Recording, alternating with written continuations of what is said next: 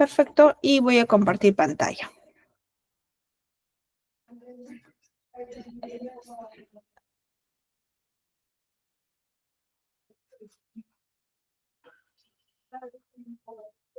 Un momento, voy acá a la presentación.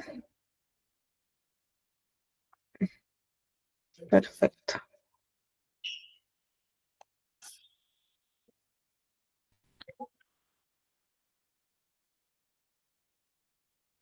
Ok, perfecto. ¿Me confirman, por favor, si es que se ve la diapositiva? Sí se observa, docente. Sí se ve. Ok, excelente.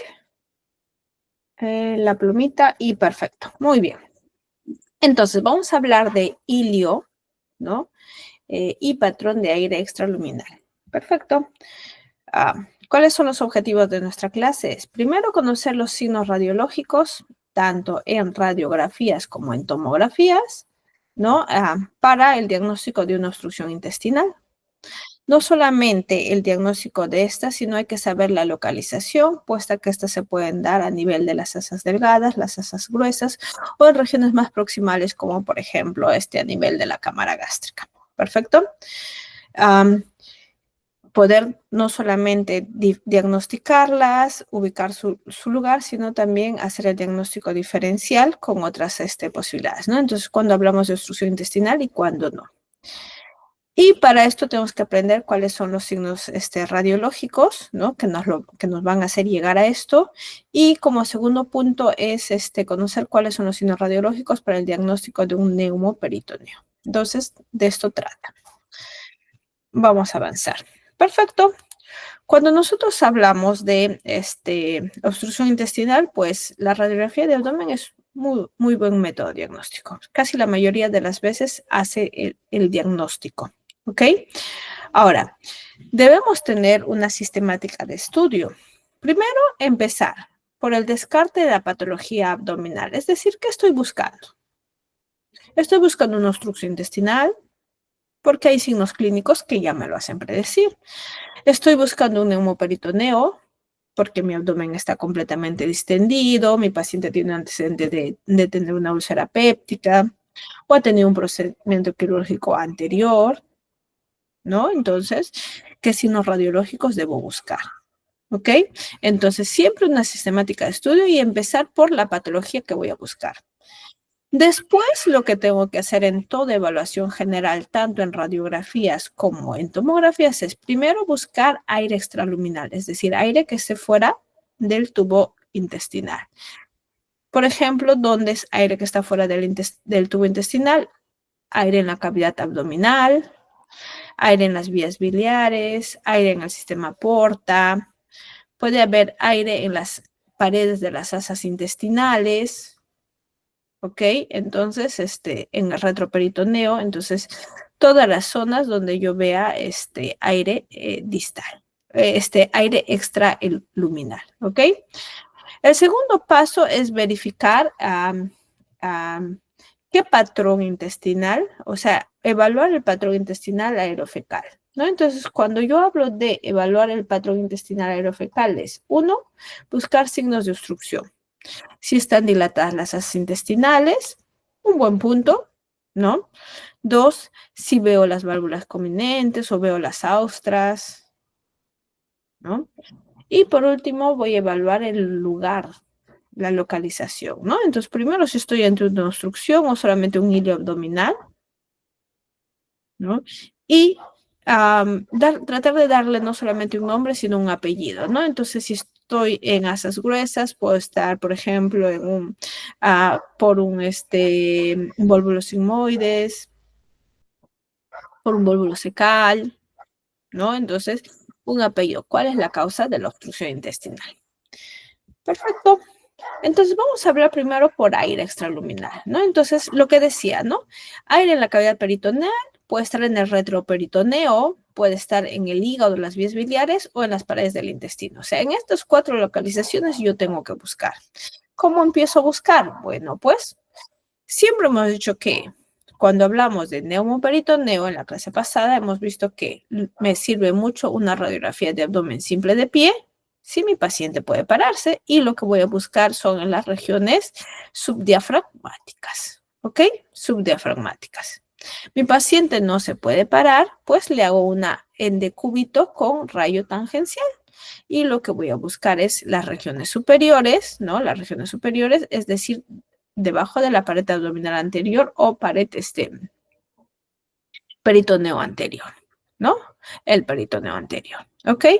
Eso es lo más común, ¿ok? Pero para esto, pues yo necesito ciertas cantidades de aire para poder visualizarlas, ¿ok? Y yo tengo muy claro que estoy buscando, pues, un neumoperitoneo. Pero a veces hay causas de dolor abdominal difuso que no necesariamente me dicen, ¿no? O me informan que estoy ante un neumoperitoneo, ¿no? Entonces estoy buscando cualquier otra causa de dolor abdominal, pero tengo un neumoperitoneo ahí. Entonces, en este caso, tenemos que aprender a buscar aire en las radiografías de decúbito. Entonces, en radiografías de cúbito también nosotros podemos ver. Entonces, comparemos esta imagen de acá, tanto la A como la B. Ambos son estudios en decúbito, ¿no?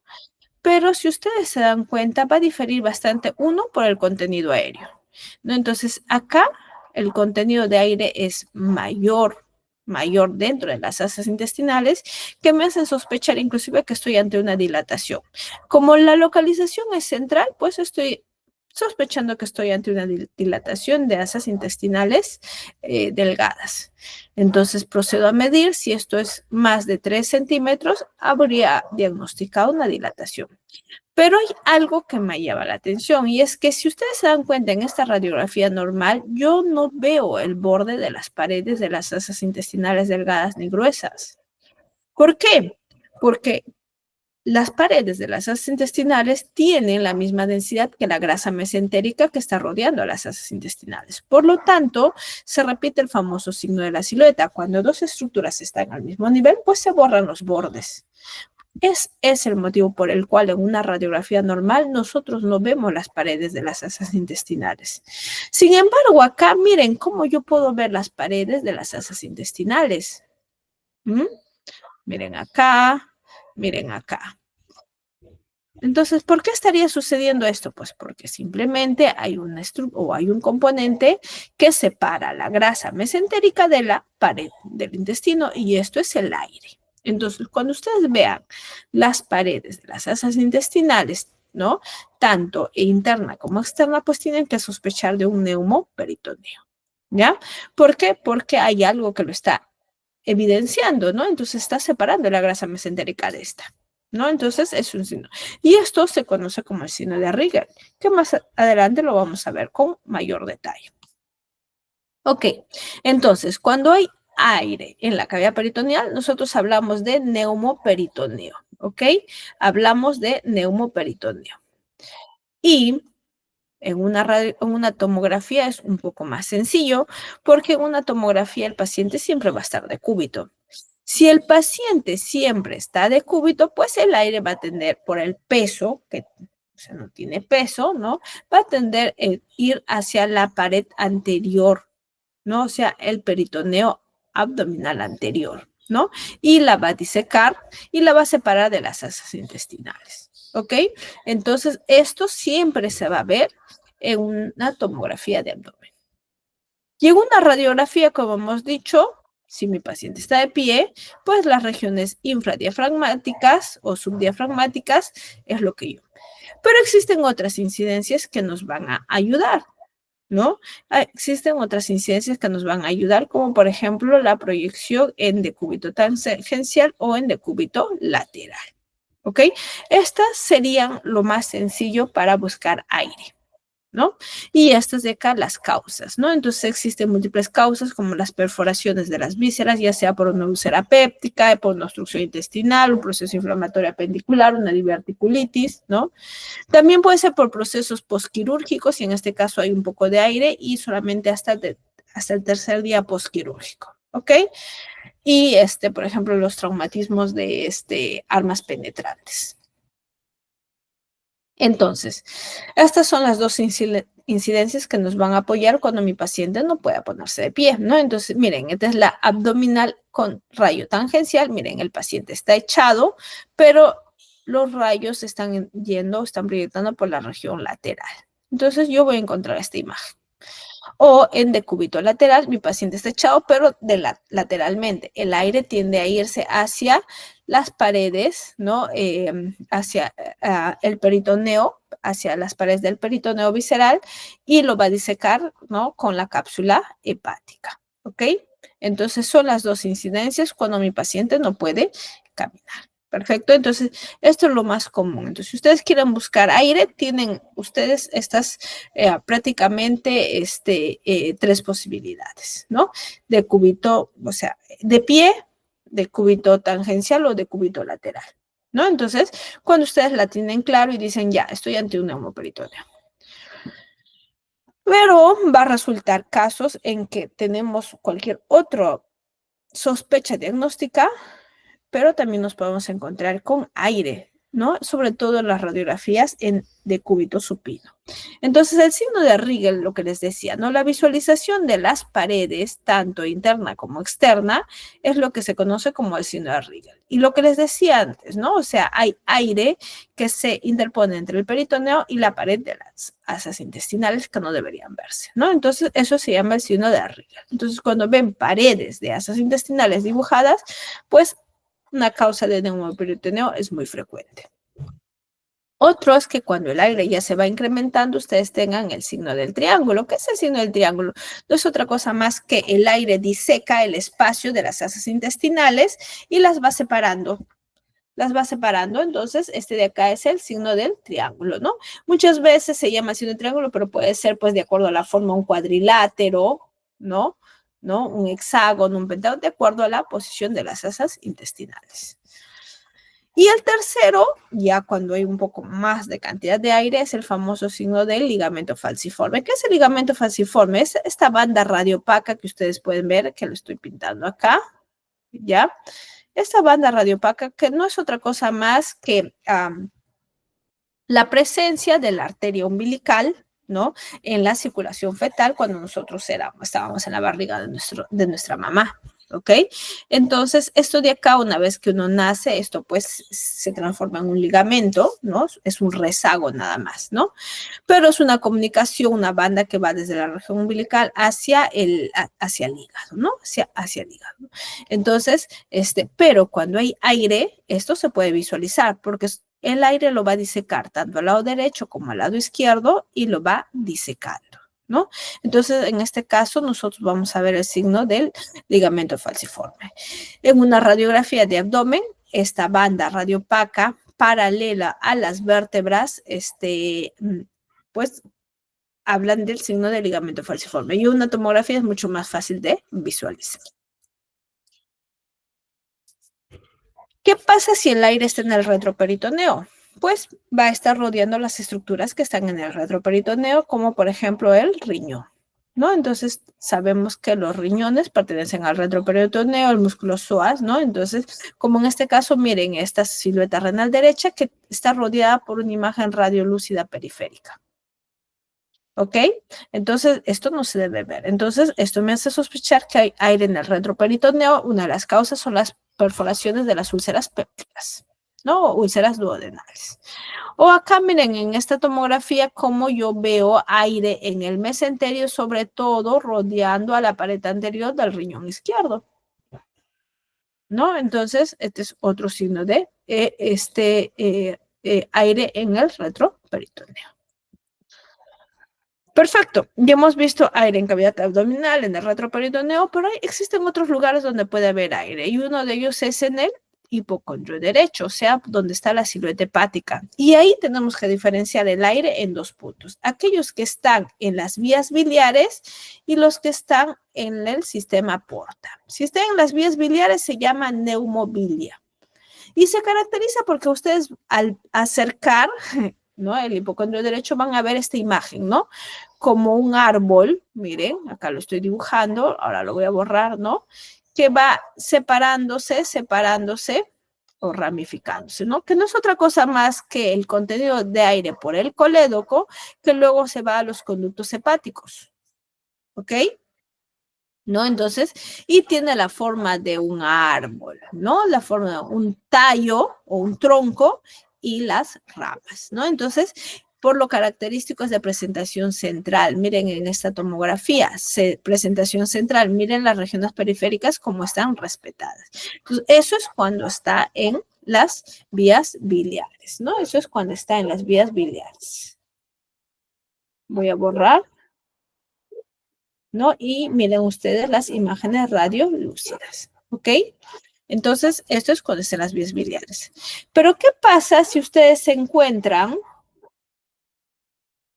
el aire, pero de distribución difusa? Miren, no ven el tronco, ¿no? Y por el contrario, miren, el aire está traspasando hacia el lado izquierdo, al hipocondrio izquierdo. Entonces, en estos casos, el aire está en el sistema porta. Algunos procedimientos, el anterior, muy típico de procedimientos como las CEPRES, ¿no?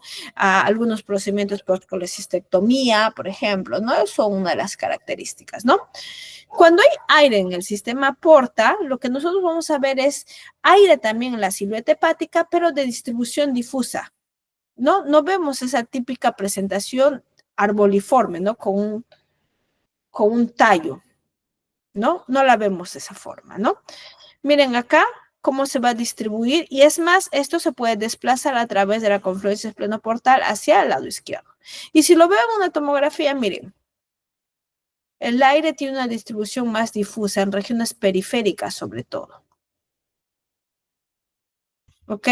Entonces recuerden, cuando yo veo esta típica presentación, pues el aire está en el sistema porta, ¿no? Y es muy típico de las enterocolitis necrotizantes en recién nacidos, ¿no? En aquellas sepsis, ¿no? Intraabdominales o isquemias intestinales, ¿ok? Es bastante típico de esto. Y otro sitio donde puede estar el aire, pues es dentro de las paredes intestinales, ¿no?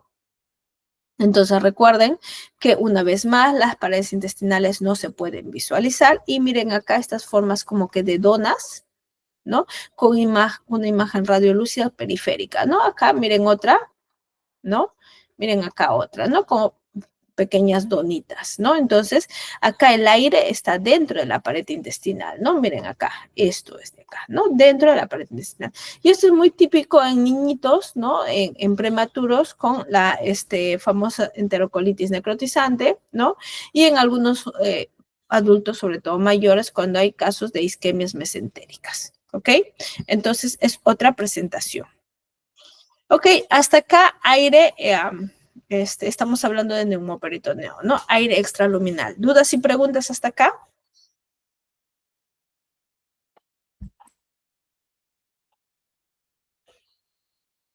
Ok, si no hay dudas y preguntas, seguimos adelante. Una vez que hemos hablado de aire, ahora vamos a hablar un poquito de patología intestinal. Una de las patologías, sí, muy importantes son las famosas colitis. ¿Qué son las colitis? Procesos inflamatorios del colon.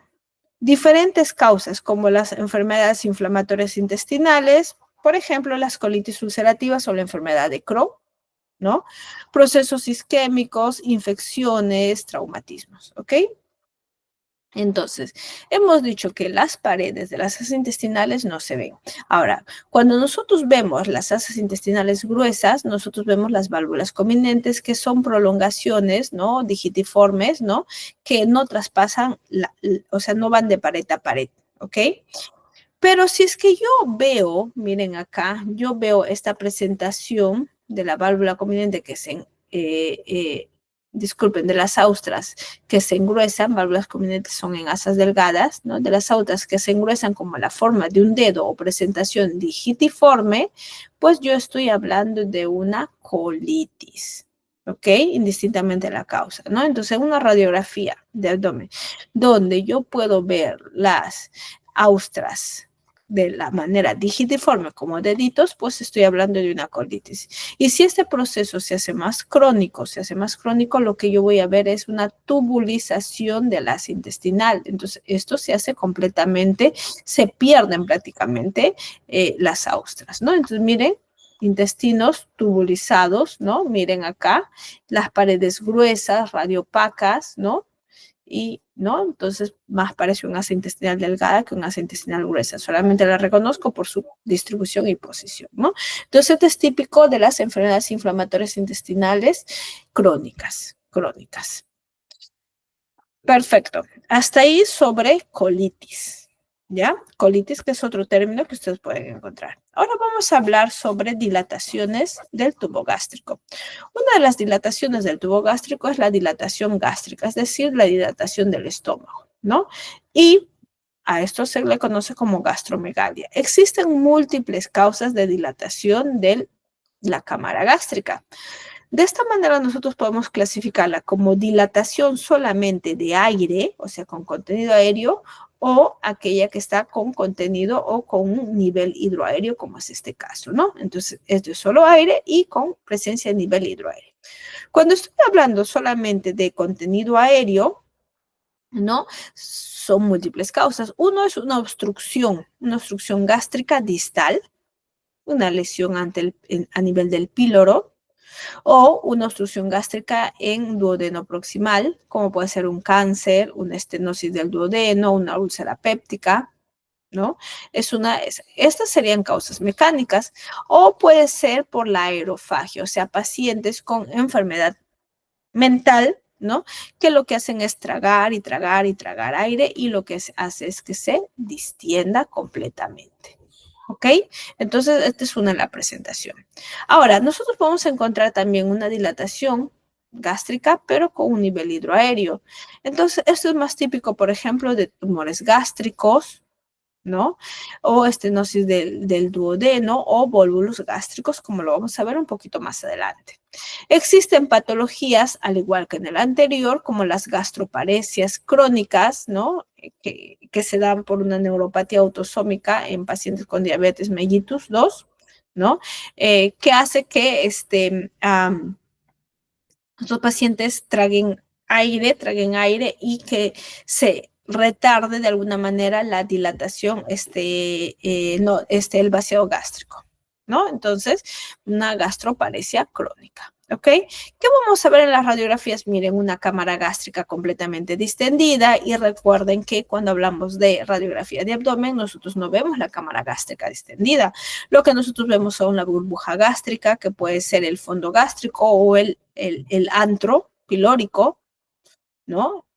¿No? Pero no vemos todo, miren, ¿no? Toda la cavidad gástrica, todo el tubo todo el tubo, todo el estómago, ¿no? Entonces, eso, ¿no? Puede tener una forma de U, ¿no? Y puede tener solo contenido aéreo o puede tener contenido alimenticio. Cuando hablamos de dilatación gástrica por causas mecánicas, tenemos que hablar sobre los famosos vólvulos gástricos. ¿Qué son los vólvulos gástricos? No es otra cosa más que una rotación de la cámara gástrica. Tenemos la primera presentación mesenterio axial, es decir, el mesenterio gira, pero no se mueve, o sea, gira, ¿no? De tal manera que el píloro, ¿no? O sea, la región más distal, sube, ¿no? Gira hacia la cavidad torácica, ¿no? Entonces, miren, hay una dilatación, prácticamente se está yendo al hipocondrio izquierdo, ¿no? Y esto es un vólvulo mesenteroaxial, o sea, el mesenterio rota, sube, ¿ok? ¿No? Entonces, o la otra presentación que es órgano axial. ¿Qué quiere decir? Que todo el órgano gira. ¿Qué quiere decir? Que el fondo gástrico que normalmente está a este nivel, es el que gira y se pone en este nivel, ¿no? Entonces, el estómago gira y va a estar también en el hemitórax, pero a nivel del hemitórax derecho.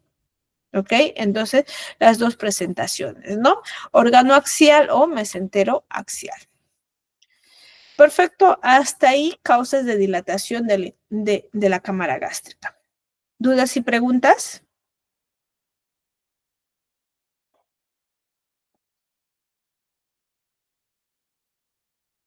Ok. Si no hay dudas y preguntas, yo pregunto. A ver, vamos. Alexis. A ver, Alexis, ¿cuántas causas de vólvulo gástrico hay? Alexis Gilbert.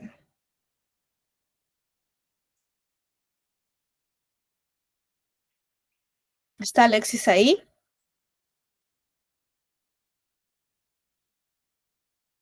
Ok, Ariana, Micaela.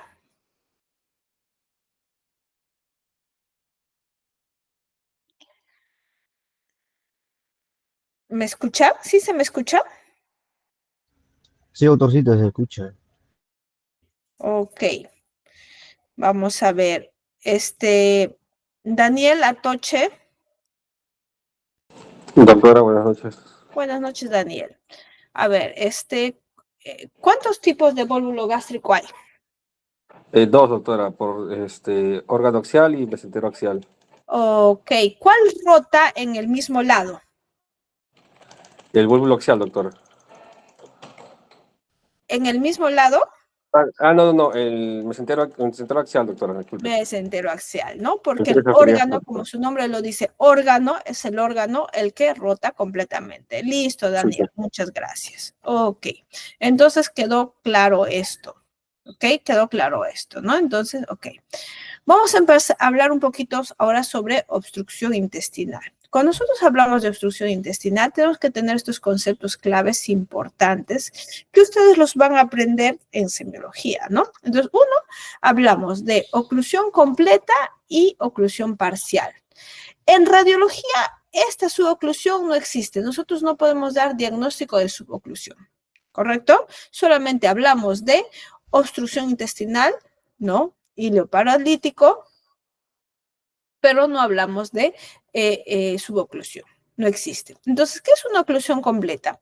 Es simplemente una interrupción del paso de la luz, ya sea por una causa externa, ¿no? Como puede ser una obstrucción de asa cerrada, como un vólvulo, ¿no? O por una causa interna, como puede ser el crecimiento interno, ¿no? Como un cáncer, ¿no? En cualquiera de estas dos, no, perdón, esta de acá, crecimiento de un cáncer, ¿no? Entonces, miren cómo crece las paredes, sobre todo de la mucosa, y no permite que el contenido alimenticio pase, ¿no? Entonces, cualquiera de estas dos, ya en cualquiera de estas dos, no hay paso del contenido de un lugar a otro. Y la otra, que en clínica se habla de suboclusión, ¿no? O obstrucción parcial, cuando tengo, por ejemplo, una obstrucción, ¿no? Pero no es asa cerrada, sino, por ejemplo, en las bridas y adherencias, ¿no? Sobre todo en procesos postquirúrgicos que hacen que de alguna manera se interrumpa en un lado el paso del contenido alimenticio, pero no es una interrupción completa, ¿no? Entonces, con un poco de peritatismo, sí hay mucha dificultad, dolor, pero el aire sí sale a la región distal, ¿no? O cuando, por ejemplo, tengo el crecimiento intraluminal de alguna patología o neoformación, pero hay un espacio por donde el contenido alimenticio está pasando, ¿ok? Esto es en términos clínicos. También hablamos de obstrucción en asa cerrada y en asa abierta, sobre todo en asa cerrada, los famosos vólvulos, donde hay compromiso del mesenterio también, gira completamente las asas intestinales y si es que no se trata bien, en esos casos están muy asociados a isquemias. O de asa abierta, que es lo que les decía anteriormente, que cuando hay formidas y adherencias, ¿no? Procesos postquirúrgicos, ¿ok? Entonces, asa cerrada y asa abierta. Y sobre todo en tomografía, ¿no? Es importante que nos hablemos, vamos a hablar de obstrucciones simples donde no hay compromiso de la irrigación, ¿no? Entonces, es decir, que cuando tengo una tomografía con contraste, todas las paredes van a realzar. Puede estar dilatada, pero realzan, ¿ok? ¿No? Pero en una obstrucción estrangulada, es decir, cuando hay una isquemia, hay una interrupción de la irrigación, pues simplemente este segmento no va a realzar. Ya se ve hipodenso. ¿Ok? Entonces ya es importante conocerlo, saberlo, porque el manejo tiene que ser inmediato, ¿no? Esto sí o sí va a un proceso quirúrgico o postquirúrgico. Perfecto, una vez tenido estos conceptos importantes, vamos a hablar de obstrucción del intestino delgado y obstrucción del intestino grueso. Cuando hablamos de obstrucción del intestino delgado, está muy asociado a dilatación de asas delgadas. Cuando decimos que las asas delgadas están dilatadas, cuando estas miden más de 3 centímetros. ¿No? Entonces, de diámetro más de 3 centímetros, dilatación de asa delgada. O cuando nosotros no lo podamos medir, o cuando, por ejemplo, estemos en niños pequeñitos, 1 año, 2 años, o sea, más pequeñitos, donde pues el tamaño del diámetro de las asas intestinales no es lo mismo que un adulto, entonces la comparamos con la altura de las vértebras lumbares, ¿no? Entonces, si es mayor a la altura de una vértebra, entonces, pues, también es un signo de que esa asa intestinal delgada está dilatada, ¿ok? Otro de los signos que tengo que ver, además de medir el diámetro, es que cuando estas asas intestinales están dilatadas, sobre todo con contenido aéreo, porque puede estar dilatado por contenido líquido, ¿no? Entonces, con contenido aéreo, lo que yo voy a ver son las famosas válvulas convinentes, que son imágenes radiopacas, ¿no? Bandas radiopacas que van de pared a pared, ¿no? Y como van de pared a pared, pues esto se llama el signo de las pilas de monedas, ¿ok? Entonces, este es otro signo de obstrucción intestinal y esto sobre todo lo voy a ver cuando la obstrucción o la dilatación del intestino es por contenido aéreo, ¿ok? Entonces, eso, recuerden, pilas de monedas, ¿no? Y dilatación de asas delgadas, ¿ok? Y otro signo que yo voy a ver son niveles hidroaéreos. Habíamos hablado que menos o hasta 3 niveles hidroaéreos se consideraban normal en una radiografía, pero cuando yo tengo más de 3 niveles hidroaéreos, pues esto ya se considera patológico, ¿ok? Se considera patológico. Muy bien, pero ¿qué pasa si mis asas intestinales delgadas están dilatadas pero con contenido líquido? Entonces, en este caso no vamos a ver válvulas convinentes y es un poco más difícil medir el diámetro de las asas. Pero podemos encontrar este famoso signo, que es el signo del collar de cuentas. ¿Qué es lo que pasa? Hay líquido dentro del contenido, pero como no se puede eliminar el aire, entonces las pequeñas burbujitas de aire son desplazadas por el líquido entre válvula convinente y válvula convinente, ¿no?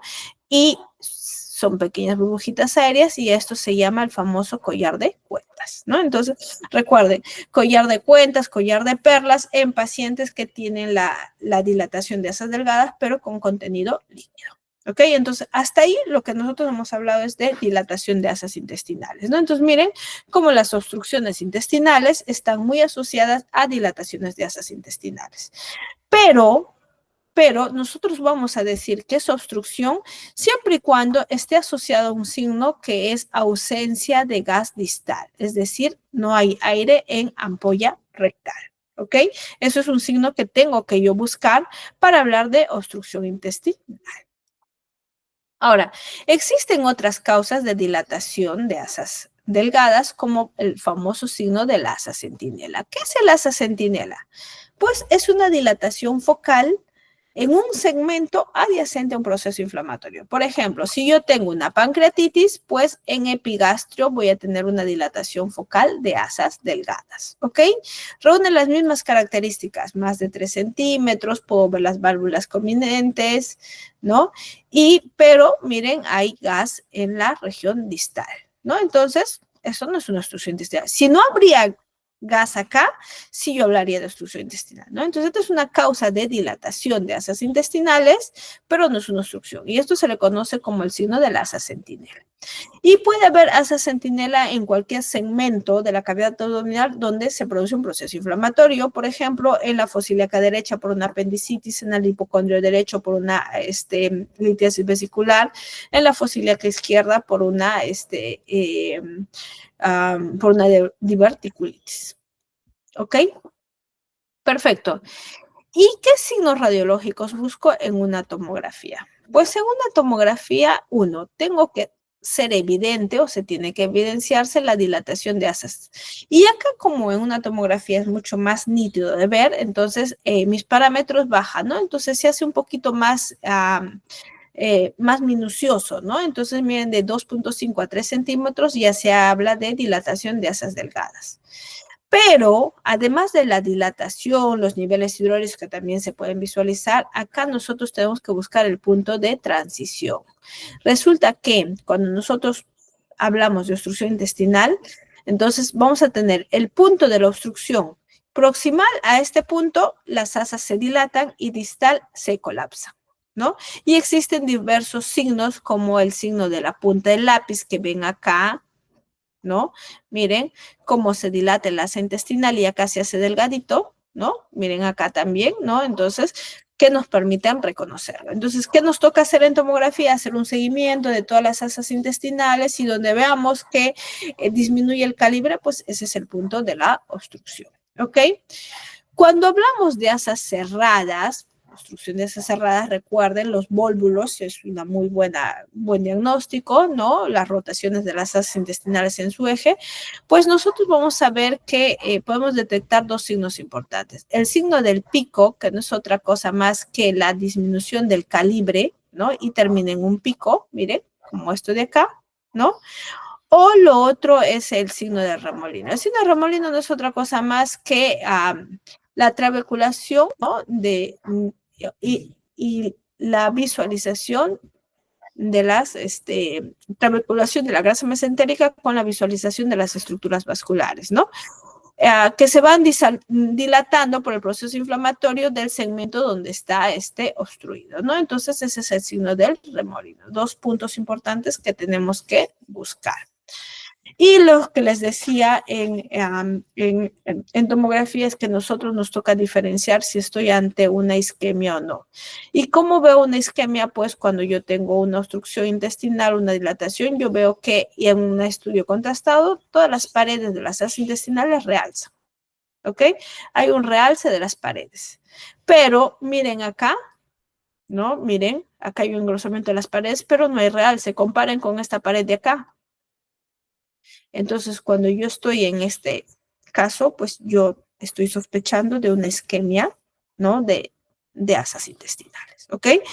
Mucho ojo a esto. ¿Por qué? Porque esto es quirúrgico. Esto es quirúrgico, ¿no? Si es que no ingresamos a operar, no ingresan los colegas a operar, pues puede tener muchas complicaciones, ¿no? Muchas complicaciones, ¿no?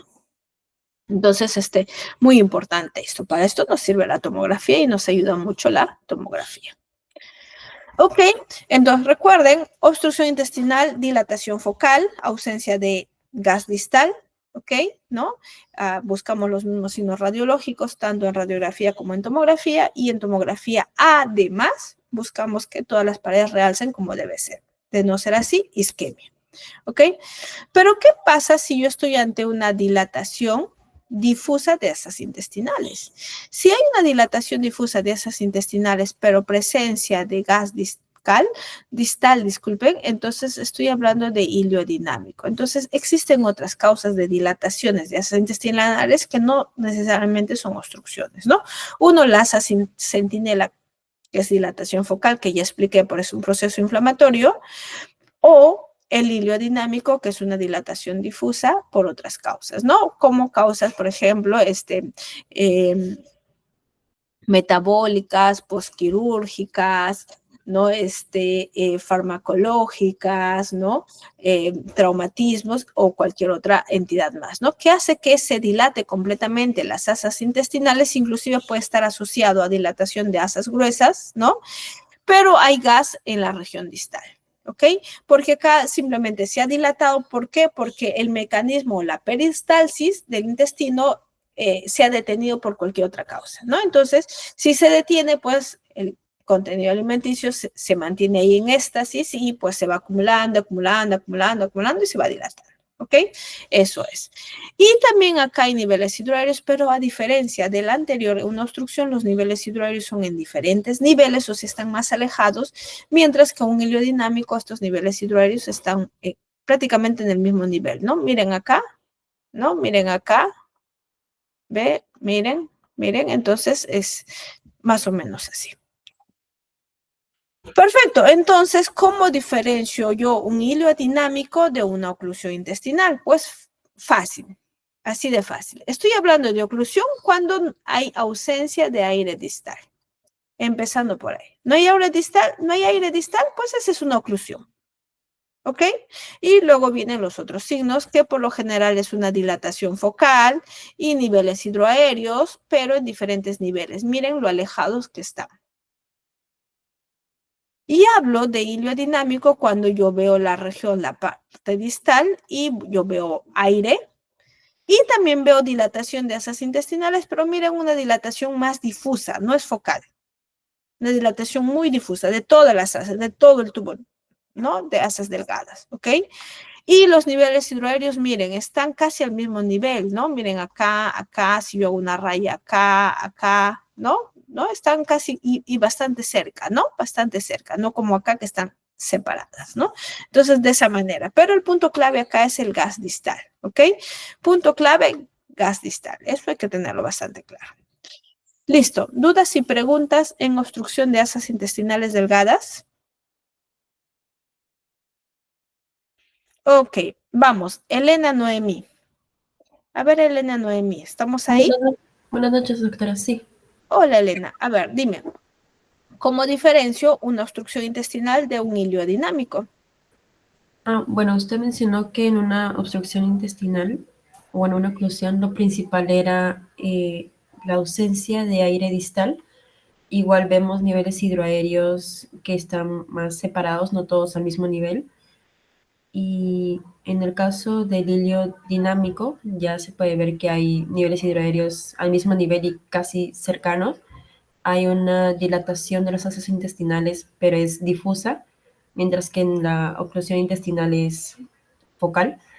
Y ahí sí se puede ver la presencia de aire distal. Ok, Elena, perfecto. Entonces quedó bastante claro cómo yo diferencio una obstrucción intestinal de un hilo dinámico. A ver, Fernanda Dinora, Sí, doctora. ¿qué estudio radiográfico pido si yo tengo la sospecha de tener una isquemia mesentérica?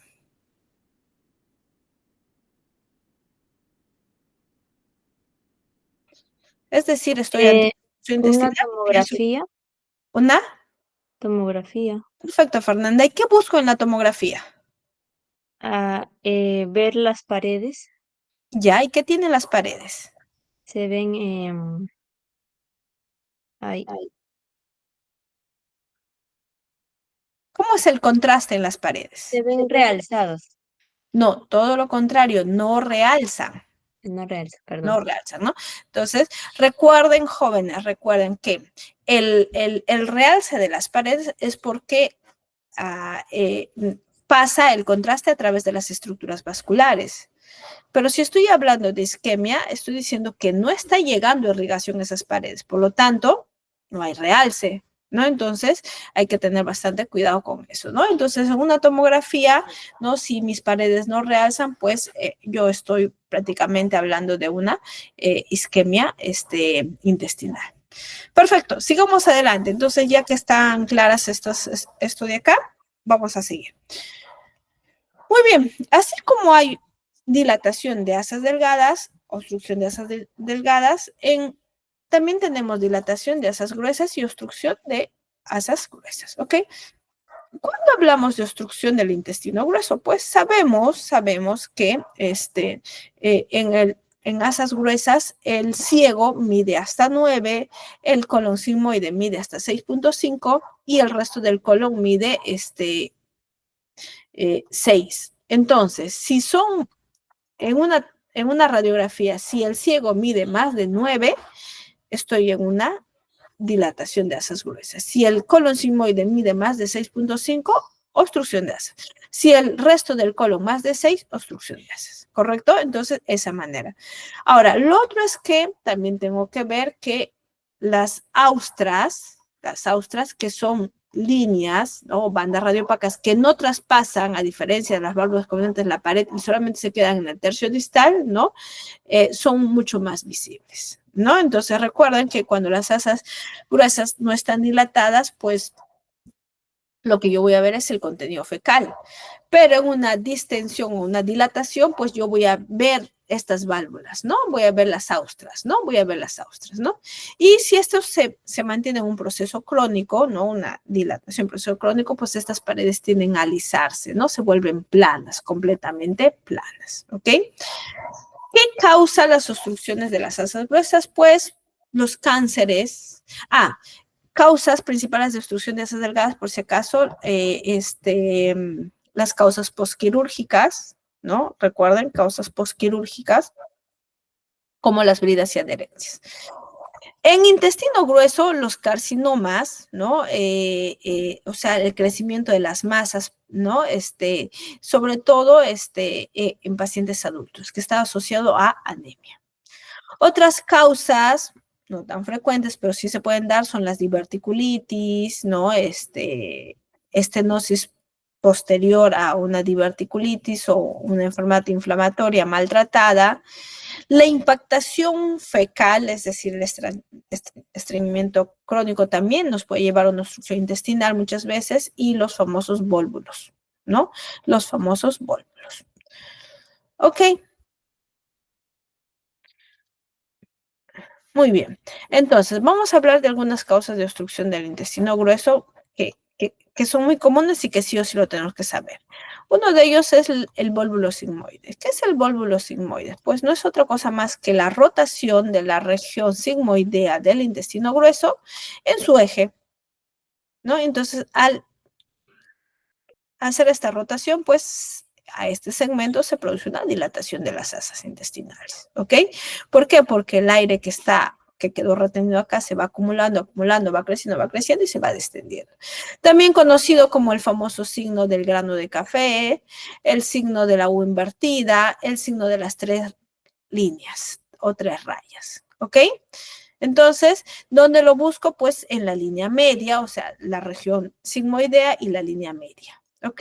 Estos 3. Y esto se caracteriza porque a medida que se va dilatando, las paredes se van haciendo lisas, lineales, ¿no? Entonces, una causa es el vólvulo sigmoide, bastante conocida.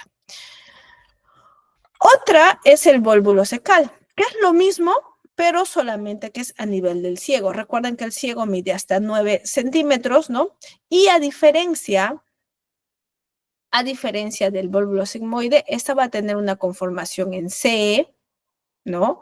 C invertida, va a tener las paredes se dilatan, pero esta forma lobulada, por eso es que le dicen el signo del feto o cerebriforme, ¿no?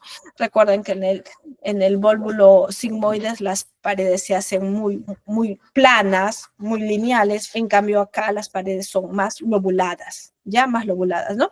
Por eso es que lo conocen como el signo de arriñonada, el feto, cerebriforme, ¿ok? Y la localización, pues, es empezando, pues, a nivel del hipocondrio derecho, ¿no? Hacia arriba, ¿no? Entonces, es la presentación, ¿ok? Entonces, son las 2 formas que ustedes pueden encontrar de vólvulos del intestino grueso. Otra presentación o causa de obstrucción intestinal, pues es la constipación, sobre todo en pacientes adultos mayores, pacientes postrados en cama, pacientes que no se mueven, ¿no? Entonces, ¿qué sucede?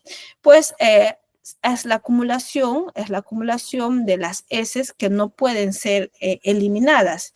Entonces se van acumulando y de alguna manera el peritatismo del intestino hace que estos se vayan a las regiones más distales y ahí se amasan, ¿no?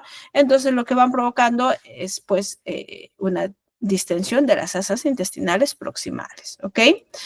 Y lo que vamos a ver es el patrón en miga de pan de las asas intestinales gruesas, ¿no? Entonces, pero todavía vamos a ver aire en la región distal.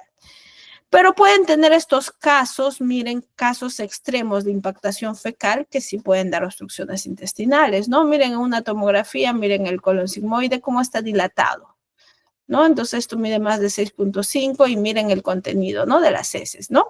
En un corte sagital, miren cómo lo voy a ver, ¿no? Miren cómo lo estoy viendo, ¿no? O miren acá esta forma, ¿no? Miren acá voy a dibujar, miren toda esta impactación fecal horrorosa que simula pues un balón de fútbol americano, ¿no? Entonces, estas ustedes pueden ver. Lo típico o característico de acá es el patrón en miga de pan, ¿no? El patrón en miga de pan. Muy bien, ¿no? Y existen otras causas de dilatación intestinal que se pueden transformar en obstrucciones, ¿no? Como por ejemplo el megacolon, que es la enfermedad de Hirschsprung, ¿no? Que sobre todo se da en neonatos o en pequeñitos, ¿no? Que está caracterizada por una ganglionosis de un segmento del intestino grueso, ¿no? Es decir, este segmento del intestino, pues ya no hace peristalsis, ¿no? No hace el peristaltismo, entonces llega el contenido alimenticio acá y se acumula porque está en éstasis los alimentos y se dilata hacia la región proximal, ¿no? Se dilata a la región proximal, ¿ok? ¿No? Entonces, esto es la enfermedad de Hirschsprung o megacolon, ¿no? Así como hay una distensión difusa o un hilio paralítico en asas delgadas, en asas gruesas también existe. Y esto se le conoce como el síndrome de Ogilvie, ¿no? Es decir, se dilata, es una dilatación difusa de asas gruesas, pero no hay nada que la cause. No hay algo, o sea, un mecanismo que impida el paso del aire. El aire puede eliminarse, ¿no? Entonces, no está obstruido, pero hay una dilatación difusa de asas gruesas, ¿no? Entonces, este es el famoso síndrome de Ogilvie y muy característico en pacientes ancianos, pacientes que no se movilizan, ¿no? Y como ustedes pueden ver, hay una distensión difusa, ¿no? Bastante pronunciada, pero yo busco empiezo a hacer el seguimiento de todas las asas intestinales y no voy a encontrar la obstrucción, ¿no? O esa disminución del calibre que normalmente tengo que verlo. El megacolon tóxico es otra de las causas y esto es una causa completamente infecciosa, ¿no? Es infecciosa, ¿no? Lo que voy a tener es una dilatación, ¿no? De las asas intestinales gruesas y un aplanamiento de las paredes. Mira, las paredes se hacen como lisas, ¿ya? Se hacen, ¿no? Y mi intestino llega a tener la forma de un tubo, ¿no? Entonces se pierden las austras, ¿no? Entonces, cuando ustedes vean una dilatación de las asas intestinales así de forma tubular, pues piensen en un megacolon tóxico, ¿no? Un megacolon tóxico. Perfecto, hasta acá todas las causas de dilatación y obstrucción de intestino grueso. ¿Dudas y preguntas hasta acá?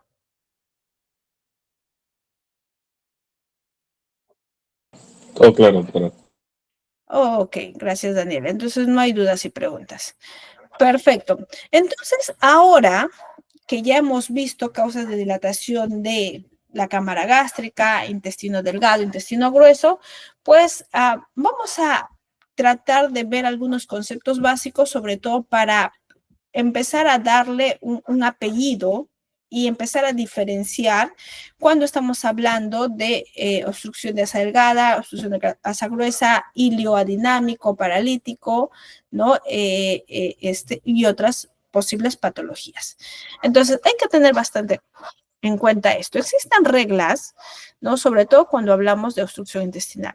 Primero, tenemos que saber que la válvula iliocecal no permite que el contenido retorne de las asas gruesas a las asas delgadas, ni contenido aéreo ni contenido intestinal. Eso es una válvula iliocecal competente. Ya hay que tenerlo claro. Segundo, cuando yo tengo una obstrucción intestinal, me va a suceder dos cosas. El segmento proximal a la obstrucción, o sea, antes de la obstrucción, se dilata, porque acá ya no permite que haya paso, entonces se acumula el contenido alimenticio y el aire, ¿ok? Pero el segmento distal se colapsa. ¿Por qué? Porque al haber una obstrucción, lo que hace es el intestino empieza a tener más peristaltismo, pues hace fuerza tratando de pasar esa obstrucción. ¿Y qué pasa? El contenido aéreo y alimenticio que está en la región distal, pues simplemente se va eliminando. Por eso es que hay colapso de asas intestinales distales y por eso que una obstrucción intestinal nosotros hablamos de ausencia de gas distal, ¿ok? Esa es la fisiopatología. Es importante. Entonces recuerden, válvula iliocecal competente que no permite que pase el contenido de asas gruesas a asas delgadas y lo que tenemos que hablar es que proximal se dilata y distal se colapsa. Muy bien, una vez sabido esto, también tenemos que recordar que si yo hablo de dilatación de asas delgadas, pues esta tiene que medir más de 3 centímetros. Si yo hablo de dilatación de asas gruesas, pues yo tengo que saber los 3 lugares anatómicos, ¿no? Entonces, a ver, Génesis. Génesis Angeli. Dígame, doctor. A ver, Génesis, ¿cuánto mide el intestino grueso a nivel del ciego?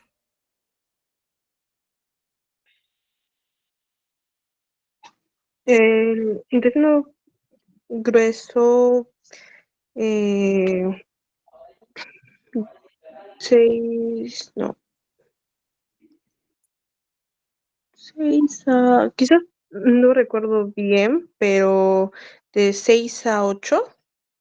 No. A ver, Johnny Fernando, ¿cuánto mide el ciego? ¿El ciego? ¿Hasta cuánto? 9.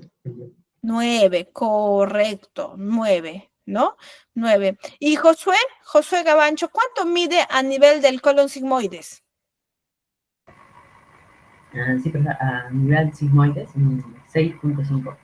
Perfecto, ¿no? Hasta 6.5, ¿no? Entonces hablamos de dilatación de intestino grueso cuando en ciego es más de 9, sigmoide 6.5 y el resto del intestino 6, ¿ok? Entonces, eso. Pero podemos tener casos donde ambos están dilatados, ¿no? Entonces, donde ambos están dilatados, ¿no?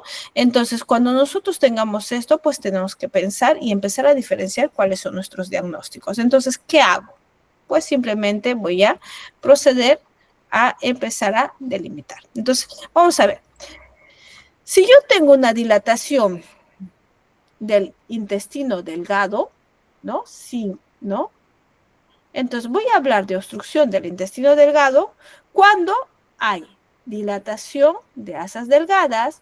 Para esto tengo más de 3 centímetros, signo de la pila de monedas, pero ausencia de aire en gas distal. ¿Perfecto? Entonces, pues estoy hablando de obstrucción del intestino delgado. Y las causas más comunes son las adherencias, ¿ya? Las adherencias, causas postquirúrgicas, pacientes que han sido operados 1 año, 2, 3 años anteriores. Si yo tengo dilatación del intestino grueso, pues veo, solamente está dilatado el intestino grueso como estamos acá, es porque mi válvula cominente está muy bien, porque no deja pasar el aire, o sea, acuérdense que hemos dicho que todo se dilata a nivel proximal, pero llega hasta la válvula cominente y esta válvula cominente no permite el paso, por lo tanto, solamente se dilata el intestino grueso. Igual tiene que haber ausencia de gas distal, ¿ok? Tiene que haber ausencia de gas distal, ¿no? Entonces, dilatación focal de asas gruesas, ausencia de gas distal, pues obstrucción del intestino grueso. Y acá las causas más comunes es el cáncer, sobre todo recto, a nivel del recto y sigmoides, ¿ok? Causas neoplásicas, ¿no? Pacientes adultos mayores, pacientes que vienen con anemia asociada. Pero, ¿qué pasa si yo tengo dilatación de asas delgadas y asas gruesas? ¿No? Entonces, mi pregunta es, ¿de quién es la obstrucción? ¿De las asas delgadas o las asas gruesas? Pues busco, y si yo veo que hay ausencia de gas distal, o sea, no hay gas distal, pues entonces puedo pensar que es una obstrucción del colon, pero el aire ha pasado la válvula, ¿no? Recuerden que hemos dicho que, ¿no? Este aire de acá no pasa, entonces puede ser una oclusión del colon, pero con la válvula incompetente. ¿Ok? Obstrucción intestinal del colon con válvula incompetente. Si veo que los dos están dilatados. ¿Ok? ¿Qué pasa si veo que las asas delgadas están dilatadas, pero no veo ausencia de gas distal? Entonces digo, ¿qué? ¿No? Entonces, pero es una dilatación focal, no es una dilatación difusa como un hilio, ¿no? Entonces, lo que yo puedo decir es que estoy en una obstrucción del intestino delgado temprano. ¿Qué quiere decir? Que todavía el momento donde pues el gas o el contenido alimenticio, que hay en el colon, todavía no se ha eliminado del todo. Entonces, no sé si ustedes han visto que, bueno, estoy sospechando una obstrucción intestinal, le he pedido una radiografía de abdomen, pero veo gas distal y le pido un control en 6 horas, ¿no? Van a ver eso. ¿Por qué le piden el control en 6 horas? Por esto, ¿no? Para sospechar si realmente el gas distal ha desaparecido, ¿no? Entonces, en 6 horas le hago el control y si veo que hay ausencia de gas, pues es una obstrucción intestinal. En este caso, esto sería una obstrucción intestinal temprana, ¿ya? ¿No? Entonces, del intestino delgado, pero en una fase temprana. Pero, ¿qué pasa si tengo distensión difusa de asas delgadas, también asas gruesas, pero veo gas distal? ¿No? Entonces, bueno, si yo veo entonces voy a tener la gas distal, un hilo adinámico. Recuerden, un hilo adinámico a la cabeza, ¿no? Entonces, distensión de asas delgadas, difusa sobre todo, asas gruesas y aire distal, un hilo dinámico, más que todo, sobre todo si hay niveles hidroaéreos al mismo nivel, ¿ok? ¿Qué pasa si tengo dilataciones focales y gas distal? ¿No? Entonces hemos visto, ¿no? Dilatación difusa, gas distal, hilio. Pero si tengo dilatación focal y gas distal, pues tengo que pensar en, sobre todo en los famosos, si es en asa delgada, el asa centinela por procesos inflamatorios que ya hemos dicho, y si es en asa gruesa, el megacolon tóxico o el síndrome de Gilbert, que hemos dicho que es lo similar al hilio adinámico, pero en asas gruesas, ¿ok? Por lo tanto, es importante que yo tenga 2 proyecciones, ¿no? Importante. Una que es la proyección en decúbito y también de pie para ver los niveles hidroaéreos, ¿no? Los niveles hidroaéreos. Ok, si yo tengo una asa centinela, recuerden, dilatación focal y depende del lugar, puedo sospechar por un proceso inflamatorio. Si es hipocondrio derecho, colecistitis. Si es en epigastrio, una pancreatitis, una úlcera péptica. Si es en fosa ilíaca derecha, una apendicitis, en la izquierda una diverticulitis, y si es a nivel central o paralelo a los músculos psoas-ilíacos o paralelo a las columnas lumbar, pues tengo que pensar en una litiasis ureteral, ¿ok? Entonces, ascendida. Recuerden, dilatación focal y presencia de gas distal, ¿no? Entonces, miren acá, por ejemplo, la dilatación a nivel de fosa ilíaca derecha por una apendicitis, ¿ok? Por una apendicitis.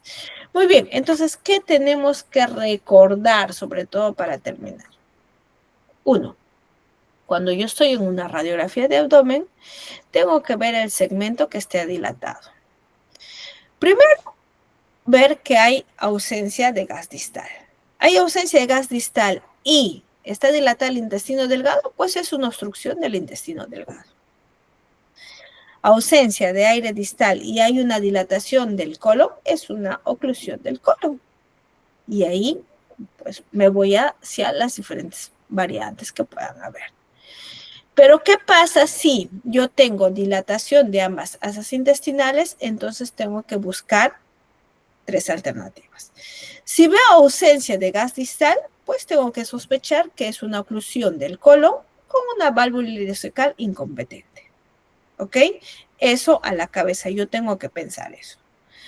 Si veo que es una dilatación de asas intestinales delgadas, pero veo gas distal, o sea, que hay aire en las asas, en el colon, sobre todo en sigmoides, ¿no? Pues le pido, recuerden, le pido a mi paciente un control en 6 horas. ¿Ya? Un control en 6 horas para ver si es una obstrucción, si he estado ante una obstrucción de intestino delgado temprano. Pero si yo veo que está dilatado, una dilatación completamente difusa, ¿no? También de esas gruesas, ¿no? Y hay aire en la región distal, pues tengo que pensar en un hilio adinámico a la cabeza. ¿Ok? Entonces, estas son las posibilidades las cuales yo tengo que manejar cuando estoy ante posibles obstrucciones o dilataciones de estas intestinales y yo quiera descartar obstrucciones intestinales. ¿Ok? Perfecto. ¿Hasta acá dudas y preguntas?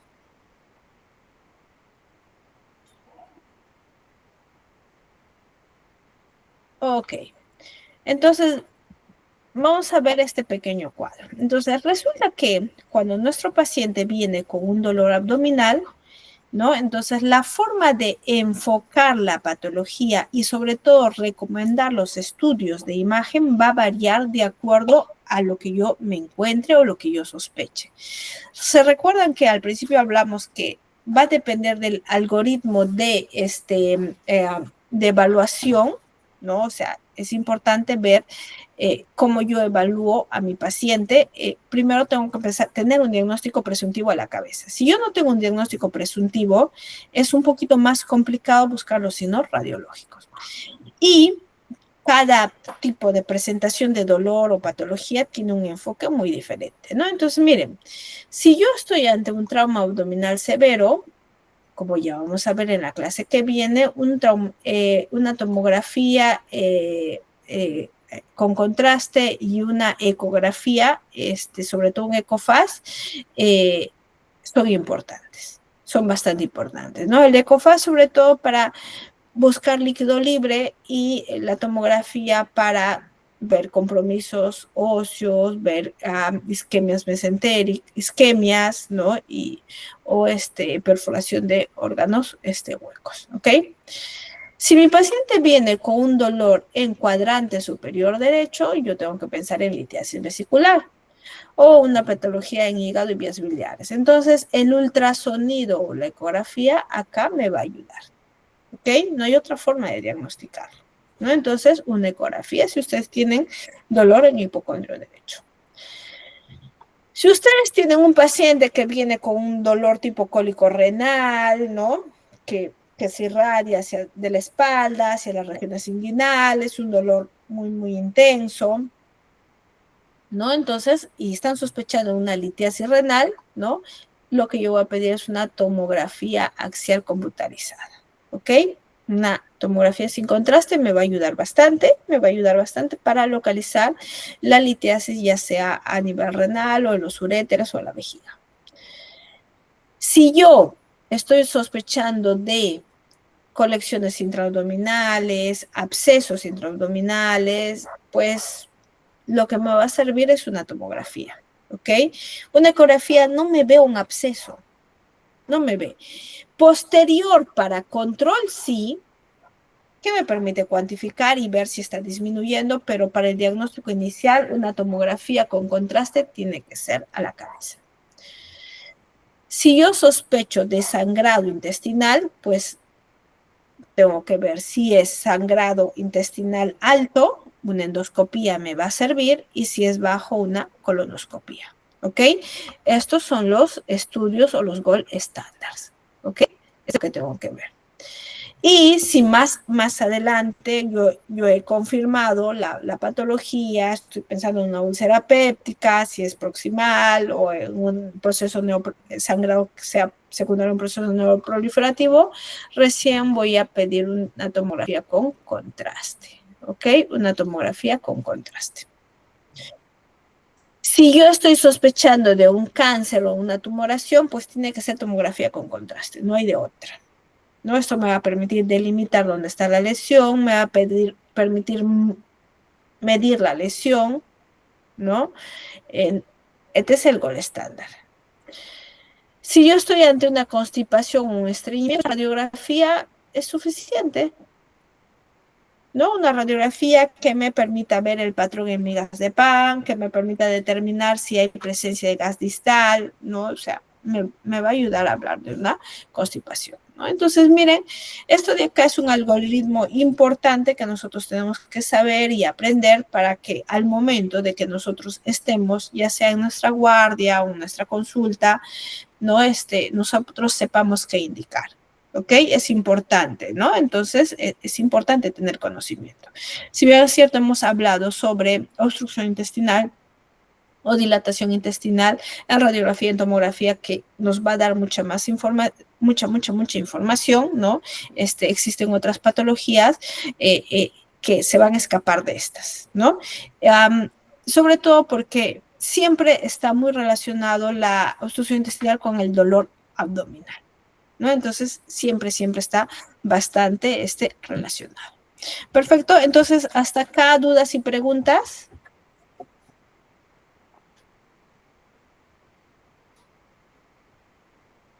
Ninguna, doctora, ninguna. Ok, entonces quedó completamente claro cuando hablamos de obstrucción intestinal, ¿cierto? Sí, doctora. Perfecto, jóvenes. Entonces, si es así, voy a dejar de grabar.